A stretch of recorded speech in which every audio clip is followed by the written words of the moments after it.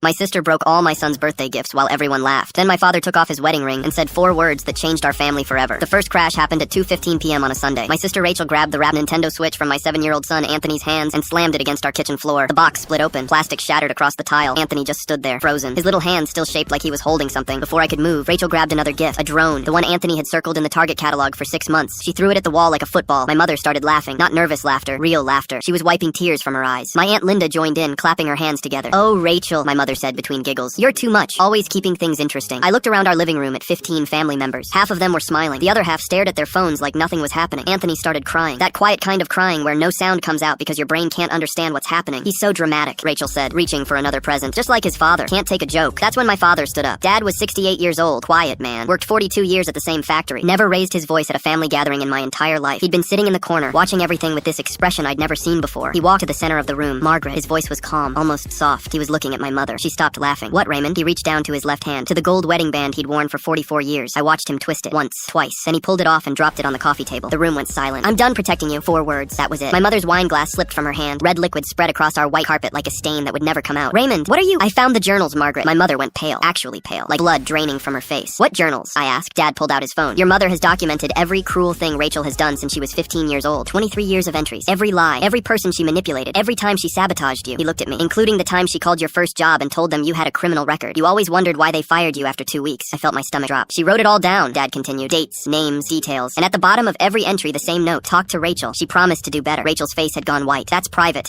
I've already sent copies to my lawyer." Dad's voice never changed. Still calm, still quiet. "Gerald Mitchell, family law specialist. Divorce papers filed tomorrow morning. I've also sent copies to your employer, Rachel. I thought Westbrook Elementary should know that their assistant principal has a documented history of destroying children's belongings for entertainment." Rachel made a sound like she'd been punched. "And the restraining order for Anthony," Dad said, looking at me now. "Judge Peterson reviewed the evidence yesterday. Temporary order granted. Rachel can't come within 500 feet of my grandson until the hearing." My mother started sobbing. "Raymond, please. 44 years. We can fix this." "You've had 44 years to fix it, Margaret. You chose her every single time." He walked over to Anthony, who was still standing there with tears running down his face. Dad knelt down to his level. "Hey, buddy, wanna go get ice cream? Grandpa got you new presents. Real ones. Ones nobody's gonna break." Anthony nodded and grabbed his hand. Dad stood up and looked at my mother one last time. "Some people spend their whole lives protecting the wrong person. I'm done being one of them." Then he walked out with my son. The divorce finalized 4 months later. Dad got the house. Mom got an apartment and the consequences of her choices. Rachel lost her job 3 weeks after the birthday party. Turns out school boards don't like administrators with documented patterns of cruelty toward children. Last month, Anthony turned 8. We had a small party at Dad's house, just people who actually loved him. When he blew out his candles, he looked up at me and said, "Daddy, I'm glad Aunt Rachel isn't here." I thought about my mother's journals. 23 years of watching her daughter hurt people and choosing to protect her anyway. 23 years of writing it all down instead of stopping it. Some people document abuse, some people end it. Dad ended it with 4 words and a wedding ring on a coffee table. That's real love.